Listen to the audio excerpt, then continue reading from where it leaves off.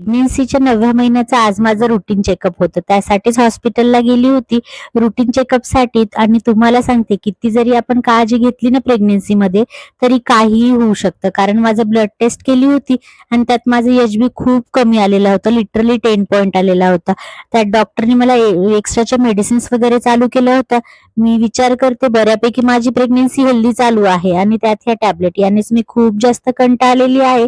मग काय येता येता आम्ही आईस्क्रीम वगैरे खाल्ली. बघू शकता तुम्ही किती जास्त ऊन आहे आणि आम्ही घरून जेवण वगैरे करून आलो नव्हतो. मग काय येता येता मस्त जोगेश्वरीची मिसळ खाल्ली. मी प्रत्येक वेळेस हॉस्पिटलला येत असते ना तेव्हा ही मिसळपाव खाऊनच जात असते आणि इतकं जास्त ऊन आहे त्यामुळे बघा विधी माझा स्टोल घेऊन कशी बसलेली आहे. त्यानंतर घरी आलो, फ्रेश वगैरे झालो. माझं एक पार्सल आलं होतं. पार्सल म्हणजेच मी विधीची जी रॅक आहे ना त्यावरचं कव्हर खूप जास्त खराब झालं होतं. त्यामुळे मी फेकून दिलं होतं. मग ही रॅक खूप दिवसापासून अशीच पडली होती. मग म्हटलं चला ह्याच्यासाठी आपण कव्हर मागवावं. म्हणून हा कव्हर मागवला होता. तर जसं अगोदर होतं ना तसं सेम टू सेम कव्हर आलेलं होतं आणि खूप मस्त असं कव्हर होतं. तर कशी वाटली तुम्हाला विधीची रॅक नक्की कमेंटमध्ये सांगा आणि चला भेटूया आपण उद्याच्या व्हिडिओमध्ये. बाय.